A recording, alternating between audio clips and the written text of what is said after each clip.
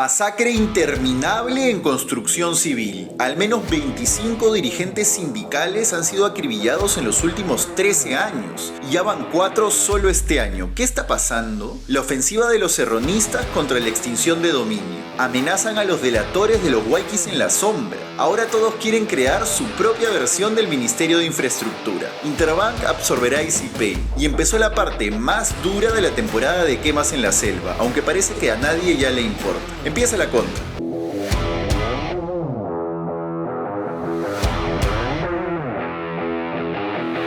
Hola, soy Paolo Benza y esto es La Contra, el resumen de los temas que realmente te importan sin importar a quién le moleste. Se acaba el domingo 18 de agosto. Hoy ha muerto Jainer Pinedo, conocido como el ingeniero bailarín, de una neumonía que se contagió en el hospital donde lo trataban de dengue. Da una pena enorme, todos lo hubiéramos pasado un poquito peor sin sus videos bailando no sé durante la pandemia. Pero hoy vamos a arrancar con otro tema, uno que además de pena, da miedo. ¿Qué está pasando en los sindicatos de construcción civil? ¿Por qué está corriendo tanta sangre? El último jueves por la noche llegó a mi WhatsApp un mensaje reenviado de una fuente de hace muchos años. Decía, han atentado contra el secretario general del sindicato de Lima. Le dispararon 7 tiros en el cuerpo, lo están operando en el Almenara. Pocas horas antes, alrededor de las 5 de la tarde, había ocurrido la desgracia. Cuando se ponía el sol en La Victoria, el secretario general del Sindicato de Trabajadores de Construcción Civil para Lima y Balnearios, Arturo Cárdenas, había sido baleado por un sicario en su camioneta. Las imágenes fueron registradas por una cámara de seguridad. Del local sindical en el que había estado salió una persona con un arma y le disparó al sicario, que apenas pudo huir cojeando en una moto. Cárdenas llegó muerto al hospital. ¿Saben qué pasó? Al día siguiente, menos de 24 horas después, en San Juan de Miraflores, 2 sicarios en moto acribillaron a Américo Román González, otro dirigente de construcción civil, en este caso del Cono Sur. ¿Pero creen que se termina ahí?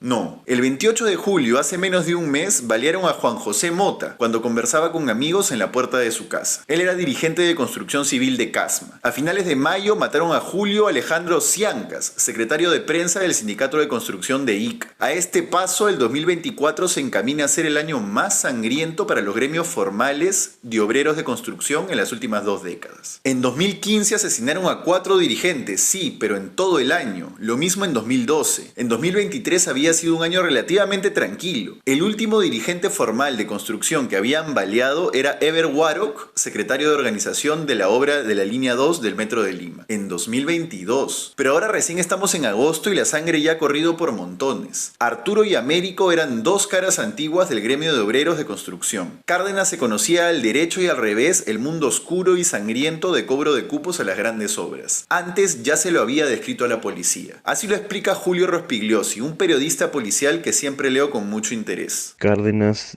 era un viejo dirigente que sabía al detalle quién era quién en el mundo de la construcción. Él te podía decir con nombres y apellidos.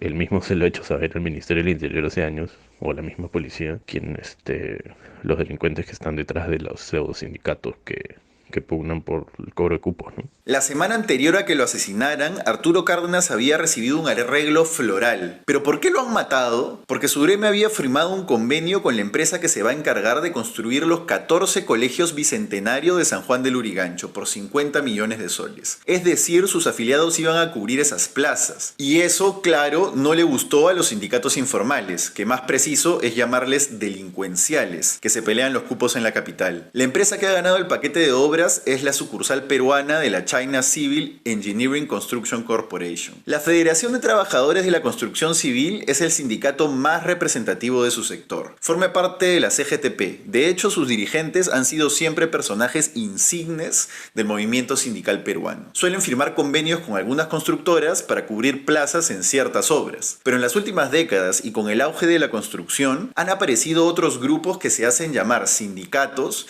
y se pelean esos cupos a balazos.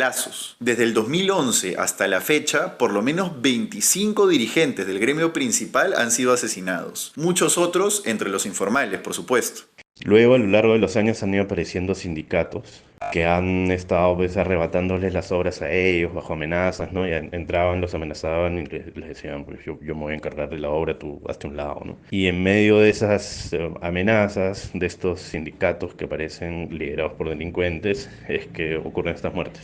Pero aquí no estamos hablando de una riña política, nada de eso. Esto es una batalla abiertamente delincuencial que está escalando este año a niveles nunca antes vistos. La pelea es por plazas, igual que cuando los miembros del Tren de Aragua se acribillan con los gallegos para controlar ciertas áreas de la ciudad donde se ejerce la prostitución, por ejemplo. No hay mayor diferencia entre una cosa y la otra. Esta dinámica ha creado verdaderos monstruos. Un ejemplo es Adam Lucano Cotrina, alias Jorobado, que fue capturado en febrero y está acusado por el asesinato de 14 dirigentes de construcción civil, tanto formales como informales. Él ya había estado en la cárcel. ¿Qué hizo cuando salió? Formó un sindicato y fue obteniendo el control de la ciudad matando gente. Hace unos meses atraparon a un pata que le decían el Jorobado, en Comas.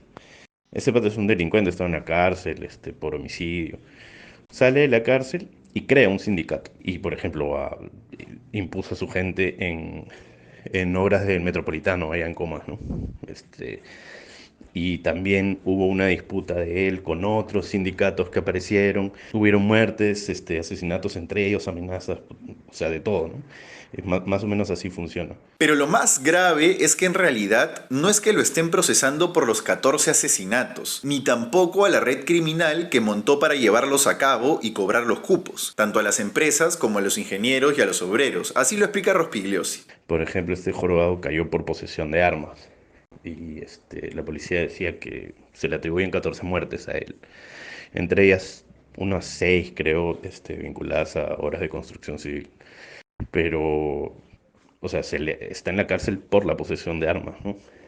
No se sabe quién está investigando las muertes, no se sabe si se le está investigando también por crimen organizado, si se está investigando a la gente que ha dejado él en Comas. Sea como fuere, la situación de la construcción está en un punto tan crítico que ha logrado algo que no se ve tan a menudo: unir a los sindicatos con la patronal. Desde la CGTP hasta la CONFIEP, pasando por la Federación de Trabajadores de Construcción y CAPECO, han firmado un comunicado exigiendo al gobierno que haga algo, porque esto es insostenible. No se puede construir nada así. Y por supuesto, el ministro del Interior, Juan José Santibáñez, ha jurado y rejurado que se harán cargo. De hecho, han asegurado que ya tienen identificados a los responsables y que están próximos a capturarlos. Pero es lo mismo que dice sobre Cerrón y nada. Mientras, el trasfondo de todo esto es que el señor ha abierto una guerra mediática contra la Fiscalía de la Nación para no asumir su responsabilidad en el descontrol que vive nuestro país. De verdad que estamos abandonados. Y da miedo. Vamos a un primer corte y volvemos con la embestida del cerronismo contra una figura legal que tiene jodido a Cerrón. La repentina fijación general por sacar adelante el Ministerio de Infraestructura, la pelea por ver si dejan postular a condenados por corrupción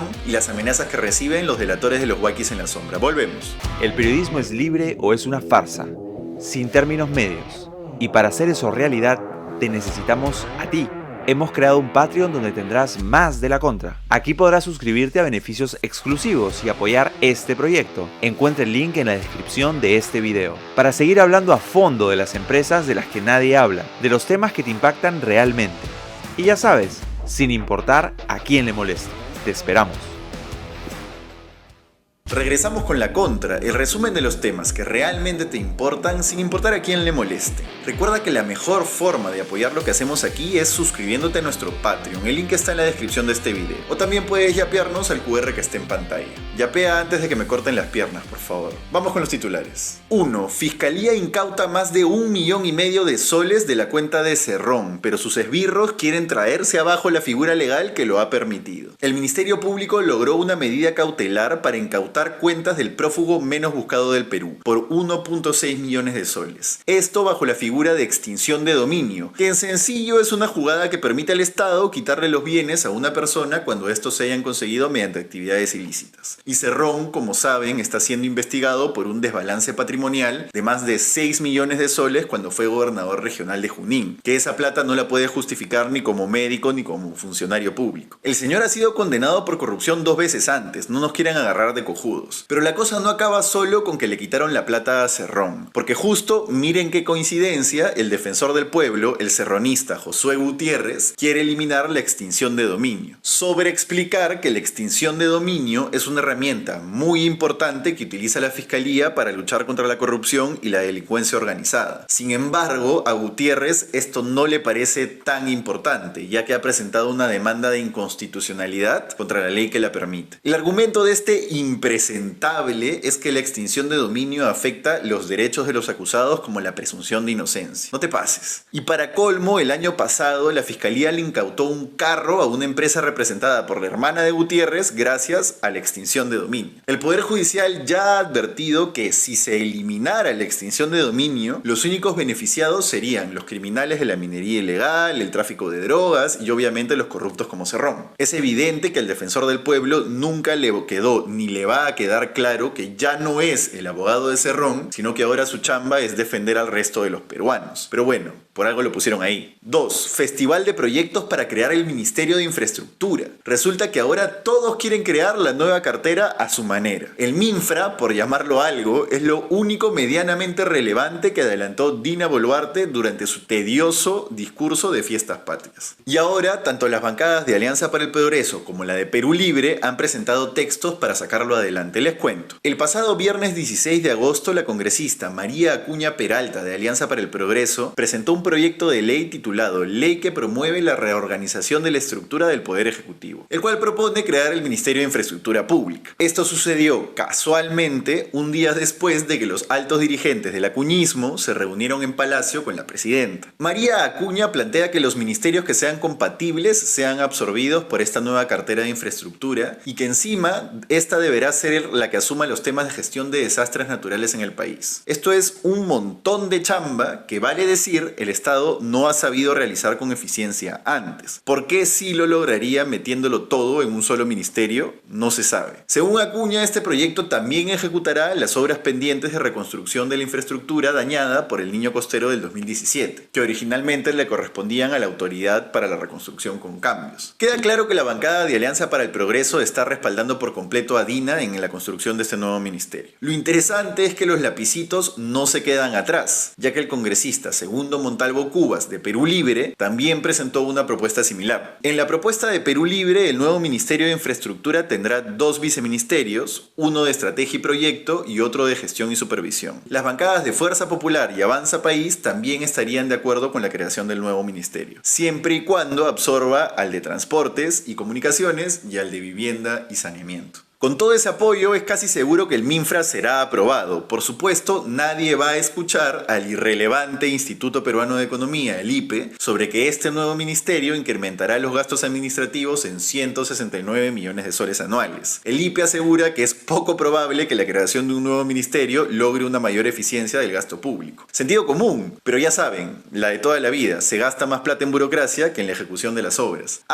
Y ya se imaginan el nido de corrupción que va a ser eso, ¿no es cierto? Veremos en qué queda. 3. El Jurado Nacional de Elecciones pelea para que los líderes de los partidos políticos no tengan sentencias de corrupción. El jurado presentó un proyecto de ley que establece que los fundadores y directivos de partidos políticos no deben haber sido sentenciados por corrupción, terrorismo, tráfico de drogas, violación, enriquecimiento ilícito ni ningún otro delito semejante. Esto es prácticamente describir lo obvio, pero es que en Perú todo puede pasar. Y eso quedó clarísimo después de que el congresista Luis Cordero Yontay de Somos Perú presentara un proyecto de ley para que los sentenciados por corrupción puedan postular a nada menos que la presidencia. Realmente, ¿qué tal concha de este señor congresista? Cordero Yontay ahora pertenece a Somos Perú, pero como ya adivinaron, antes estuvo en Tienda Naranja. Hace tan solo un año, en mayo del 2023, renunció a Fuerza Popular tras haber sido involucrado en una presunta red de chuponeo opositores al gobierno de Pedro Castillo. No es tan difícil atar los cabos. Hace tan solo un mes, Keiko Fujimori anunciaba que su padre, un ex convicto acusado por crímenes de lesa humanidad, ya saben, también corrupción, sería el candidato presidencial en las siguientes elecciones, lo cual por ahora es legalmente imposible. Pero ya queda claro por dónde van las balas, ¿no es cierto? 4. Los Huayquis amenazados. 2 colaboradores de la Fiscalía vinculados al caso Huayquis en la Sombra, por el que están investigados tanto el hermano de la presidenta, Nicanor Boluarte, como su ex abogado, Mateo Castañeda, denunciaron que durante el fin de semana fueron víctimas de amenazas y que intrusos ingresaron a su departamento en Surco. Las víctimas son Iván y Martín Ciucho, 2 hermanos que recientemente fueron oficializados como colaboradores en la investigación a Nicanor y a Castañeda, como parte de una organización criminal. Agentes de la policía y un representante de la fiscalía llegaron al departamento para inspeccionar. Uno de los afectados, Martín Ciucho, ya ha declarado ante el equipo especial de fiscales contra la corrupción en el poder que Mateo Castañeda, el ex abogado de Boluarte, estaba presionando a su hermano Iván para que firme un recibo que le daría marco legal a los 15.000 soles en efectivo que fueron hallados en su oficina en Miraflores el día del allanamiento. Sospechoso, cuando menos. No olvidemos que la fiscalía está solicitando prisión preventiva para varios implicados del caso, entre ellos Castañeda. Aquí definitivamente hay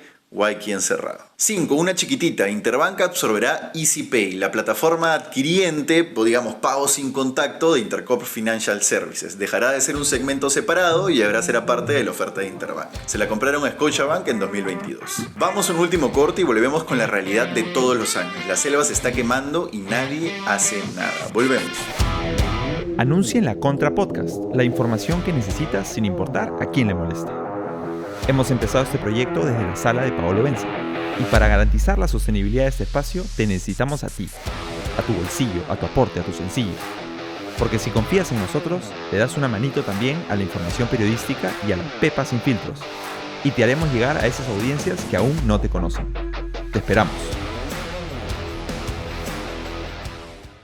Regresamos con La Contra, el resumen de los temas que realmente te importan sin importar a quién le moleste. Recuerda darle like a este video si te gustó para que llegue a más gente y suscríbete al canal. También puedes apoyarnos por Yape al QR que está en pantalla. O unirte a nuestro WhatsApp para recibir nuestras últimas actualizaciones. El link también está aquí abajo. Cerramos con una tristísima. Empezó este mes la peor parte de la temporada de quemas en la selva peruana, igual que todos los años sin que nadie haga nada. ¿Quieren ver la magnitud del desastre? Miren este mapa de calor de Zoom Earth. Las manchas rojas son incendios forestales. La imagen es del 15 de agosto, quizás uno de los peores días de lo que va del 2024. Todos los años en agosto empieza a arder nuestra selva. La nuestra y la de Bolivia, Brasil, Paraguay, Argentina, Ecuador, Colombia. No hay que contarnos como los únicos en esto, es verdad. Pero sí habría que entender por qué ocurre. En agosto empieza la parte más seca del año del otro lado de la cordillera. Mientras acá en Lima nos están saliendo branquias, allá baja la lluvia. Y por ende los fuegos se esparcen sin control. Miren las imágenes en pantalla. Las captó Pavel Martiarena, fotógrafo y activista climático de Madre de Dios. La selva parece el inframundo, la carretera interoceánica, el río que te lleva al infierno. Sí, hacia diciembre vuelve a llover y se deja de quemar, al menos por un tiempo. Pero claro, los fuegos no reaparecen de la nada. La selva la quemamos nosotros, los humanos, hectárea a hectárea, todos los años, desde que llegaron los primeros colonos al bosque amazónico. Y aunque a algunos les gustaría, al menos en Perú, esa destrucción no se la podemos achacar a una poderosa empresa gigante. La agricultura migratoria de baja productividad y pequeñas parcelitas es la principal causa de deforestación de la selva peruana. Eso y las actividades ilegales, los madereros, los cocaleros, los mineros. Miren este gráfico del Ministerio del Ambiente. Prácticamente toda la pérdida del bosque amazónico desde el 2001 tiene que ver con agricultores que tienen menos de 50 hectáreas. De hecho, un tercio es culpa de agricultores con menos de 1 hectárea. ¿Qué hay ahí? Migrantes pobres del Ande que llegan a la selva y tienen que buscarse la vida. Personas que sin asistencia técnica ni experiencia en ese tipo de suelos queman, siembran y degradan la tierra. Una vez que ya no les es productiva, la dejan atrás y queman más allá, porque sobre el terreno parece que la selva es infinita y nunca se va a acabar. Y así van avanzando, quemando y dejando atrás. La tierra que usaron queda muerta y nadie la revive, porque a nadie le importa. Serfor brilla por su ausencia. En la selva las quemas son la práctica estándar para seguir cultivando. Y estos señores, lo siento mucho, se los tengo que decir, no se soluciona poniendo en una ley que dejen de quemar. Uno tiene que crecer y entender que poner buenas intenciones en un papel no hace que se materialicen. La única forma de parar la quema de la selva es dándole oportunidades de desarrollo a los agricultores que viven allá. Eso es con inversión, dinero, plata, sea con financiamiento público o, por qué no, privado.